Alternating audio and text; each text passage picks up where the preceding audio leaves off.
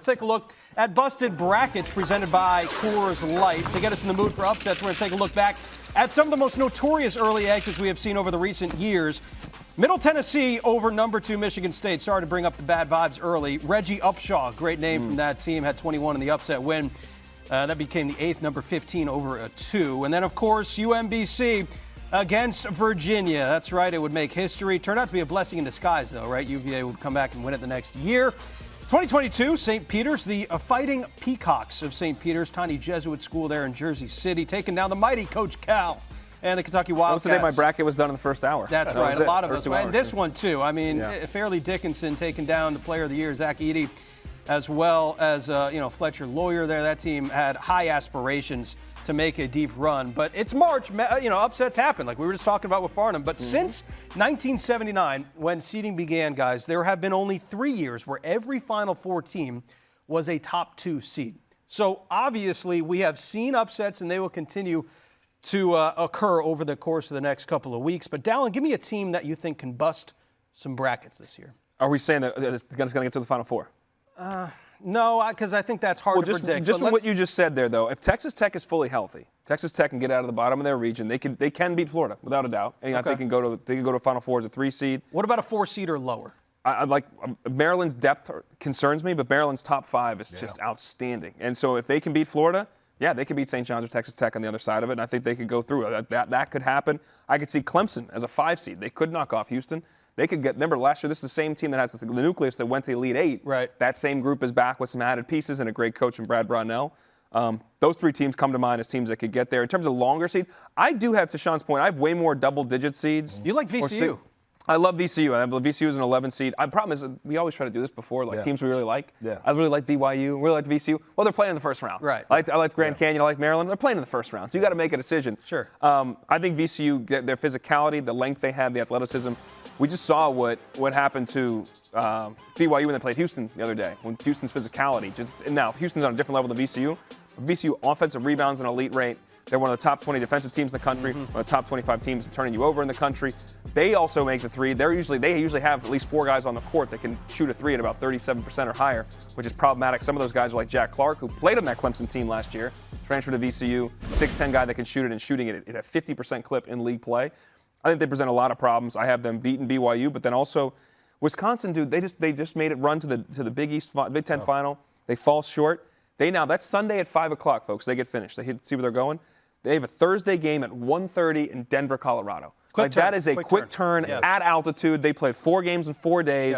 Yeah. Just look out for that. That if Wisconsin beats Montana, they then got whether it's VCU or BYU, I think it's VCU, that could be some trouble. You like BYU, though? I love BYU. There you go. Yeah. A lot of people talk about BYU. I actually went up to the mountains of Provo, Utah. Beautiful place. About a month ago. Yeah. It's beautiful up there. But I watched the Kevin Young practice. That was one of the most efficient practices I've ever watched. Doesn't say a whole lot, doesn't raise his voice. They just execute. I just don't judge teams according to what happened against Houston. Yeah, everybody's going to lose against Houston. Well, it's the matchup base, because I do love BYU too. You're right. They're very good. But if you look at their ceiling, I think Kevin Young, remember, was an assistant in the NBA a year ago. I think it took him some time to figure out the collegiate game. You look at Cannon Catchings, I think he can be a pro in the future. Not a lot of teams are going to be able to prepare for Yegor Dimon, a 6'9" guard, right? You don't have guys like that on your scout team. Richie Saunders, obviously we know what he does as a veteran. And they're starting to play their best basketball at the right time. Over the last month, Arizona, Kansas, they've beaten Iowa State twice. They have the number 1 offense in America over the last month of the season.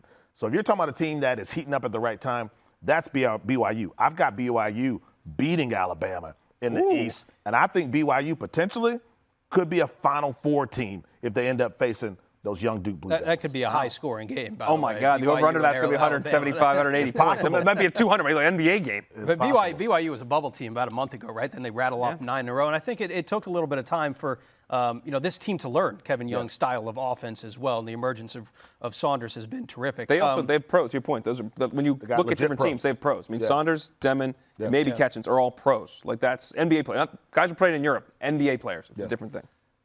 I filled this out before the bracket came out, and I said Gonzaga. I don't love it now, but I said Gonzaga Okay. because of the path. And I'm going to stick with it. Now, the Zags have made 9 straight Sweet 16s. They're going to have to go probably through Houston if they want to make it 10. Computer numbers, predictive metrics, love Gonzaga. We've talked about it. I think they're number 8 in the net coming in.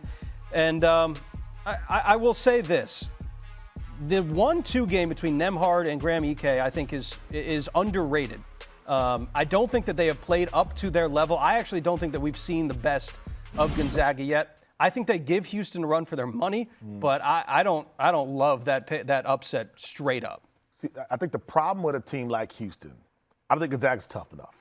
I think they got a couple guys who can play the role. You mentioned Ike, you mentioned Nembhard. The rest of the roster isn't that.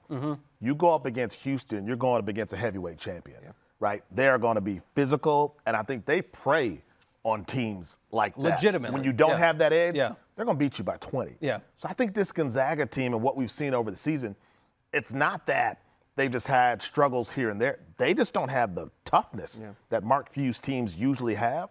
And I think that's why they've been one of his more underperforming teams. Toughness, and they don't have the NBA players. So No. they've had in years past. They don't have those studs.